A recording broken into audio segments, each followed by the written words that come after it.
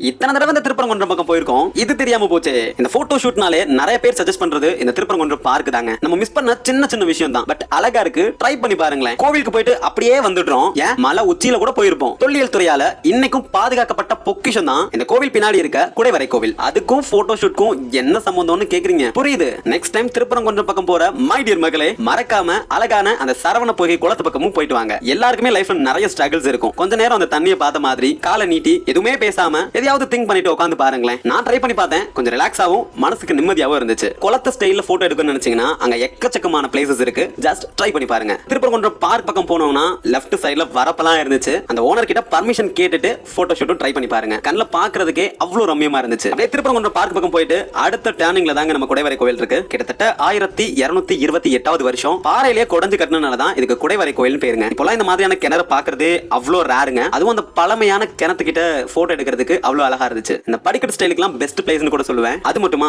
ஏன் இந்த தொல்லியல் துறை இந்த குடைவரை கோவிலை பாதுகாத்துட்டு இருக்காங்க. அங்கே போர்டு வச்சிருக்காங்க. நம்ம மதுரையோட பொக்கிஷத்தை பத்தி படிச்சும் தெரிஞ்சுக்கோங்க. இதெல்லாமே சின்ன விஷயமா தெரியலாம். எஸ், சின்ன சின்ன விஷயத்தையும் ரசிக்கிற எல்லாரோட வாழ்க்கையும் எப்பவுமே அழகாவும் ஹாப்பியாவும் இருக்கும். இந்த வீடியோக்கு லைக் கொடுத்துட்டு ஃபாலோ தட்டி விட்டுட்டு போட்டோ ஷூட்க்கு இந்த மாதிரி ஸ்டைல ட்ரை பண்ணி பாப்போமான்னு உங்க ஃப்ரெண்டுக்கும் ஷேர் பண்ணி விடுங்க.